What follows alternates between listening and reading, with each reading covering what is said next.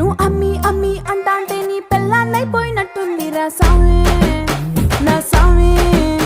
నిన్ను స్వామి స్వామి అంటాంటే నా పెనిమిటి లెక్క సక్కంగుందిరా సామి.